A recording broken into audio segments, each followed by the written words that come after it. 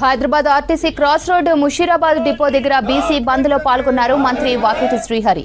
మంత్రితో పాటు ఎంపీ అనిల్ కుమార్ యాదవ్, కాంగ్రెస్ నేతలు పాల్గొన్నారు. బీసీలకు 42% రిజర్వేషన్ల బిల్లుపై కేంద్రం నిర్లక్ష్యంగా వ్యవహరిస్తోందని మండిపడ్డారు మంత్రి వాకిటి. బీసీ బిల్లును కేంద్రం ఆమోదించి 9వ స్కెడ్యూల్లో చేర్చాలని డిమాండ్ చేశారు.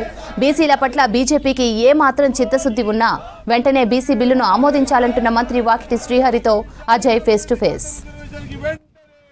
42% రిజర్వేషన్ సంబంధించి ఇప్పటికే బీసీ సంఘాలు ఈరోజు బంద్ ప్రకటించాయి. సో ఇక్కడ కాంగ్రెస్ పార్టీకి సంబంధించి మంత్రి వాకిటి శ్రీహరి ఇటు ముషీరాబాద్ డిపో వద్ద కూడా నిరసన తెలిపిన సిచ్యువేషన్. సార్ చెప్పండి, హైకోర్టు వెళ్లారు, హైకోర్టు స్టే ఇచ్చింది, దాని తర్వాత సుప్రీంకోర్టును ఆశ్రయించారు, మళ్ళీ సుప్రీంకోర్టు హైకోర్టులో తెలుసుకోమని చెప్పింది. సో నెక్స్ట్ స్టెప్ ఏ విధంగా ఉండబోతుంది, భవిష్యత్ కార్యాచరణ ఏంది బిల్లు పైన?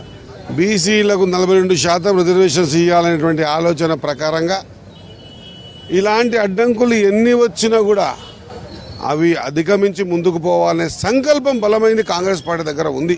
అంపెరికల్ డాటా అడిగారు, బీసీ కమిషన్, డెడికేషన్ కమిషన్, ఎన్ని రకాలుగా అడిగినా ఎందుకు మేము దాన్ని చేసి చూపిస్తున్నాం, ఆ ప్రకారం పోతున్నాం అంటే మాతోన 42% ఇవ్వాలనే కమిట్మెంట్ మేము ఫిక్స్ అయి ఉన్నాం. కాబట్టి 47%కి ఈరోజు కూడా బంద్ ఇస్తే కూడా ఎందుకు వచ్చినాం, అధికారంలో కూడా ఎందుకంటే అది కాంగ్రెస్ పార్టీ ఆలోచనే కదా 42% ఇవ్వాలన్నది.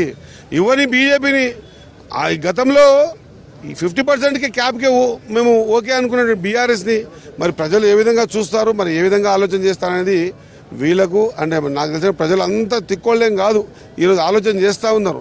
కానీ కాంగ్రెస్ పార్టీ చిత్తశుద్ధితోన 42%కి కట్టుబడి ఉంటుంది. రేపు కూడా ఖచ్చితంగా అదే దాని ప్రకారం ముందుకు పోతాం.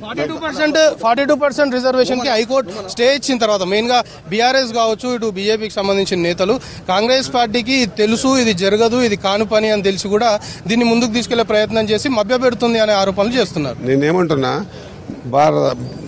బీఆర్ఎస్ పార్టీ గతంలో 3 మంత్రులు ఉండే కేసీఆర్ గారు ఉన్నప్పుడు 50% క్యాప్ చాలు అని రిజర్వేషన్ని కుదించి దానికి యాక్సెప్ట్ చేసి ఎలక్షన్లకు పోయినా మీరా మా గురించి మాట్లాడేది? ఒకవేళ మేము కూడా 50% క్యాప్లో ఇదివరకే పోవాలని అనుకుంటే ఇంత సిస్టమ్ చేసేవాళ్ళం కాదు కదా. మేము 42% ఇద్దాము, ఈ రాష్ట్రంలో బీసీల సంఖ్య ఎక్కువ ఉంది, ఆ బీసీలకు ఖచ్చితంగా న్యాయం చేద్దామనే సంకల్పం ఉంది కాబట్టే కదా ఈరోజు ఇన్ని ఇబ్బందులు పెడుతున్నా, ఎన్ని బట్టకాల్చి మీదేస్తున్నా, ఎన్ని అబండాలు మోపినా కూడా ఎన్నన్నా కానీ 42% కట్టుబడి ఉంటాము, ఇస్తాము. Thank you. ఇది మొత్తానికి 42% బీసీ రిజర్వేషన్ సంబంధించి ఇటు బీఆర్ఎస్ చేస్తున్న ఆరోపణలను మాత్రం మంత్రి వాకిటి శ్రీహరి కొట్టిపారేస్తున్నారు. మేము చిత్తశుద్ధితో ఉన్నాము, ఖచ్చితంగా కామారెడ్డి డిక్లరేషన్ ఏ విధమైతే చేశామో దానికి కట్టుబడే ప్రస్తుతం కాంగ్రెస్ పార్టీ పనిచేస్తుంది. 42% బీసీకి రిజర్వేషన్ వచ్చేంత వరకు కూడా ఈ విధమైన పోరాటం చేస్తాము, వచ్చి తీరుతుంది, మేము ఖచ్చితంగా దానికి కట్టుబడి ఉన్నాము అనేది మంత్రి వాకిటి శ్రీహరి చెప్తున్నారు. కెమెరా పర్సన్ రమేష్తో కలిసి అజయ్ V6 న్యూస్, హైదరాబాద్.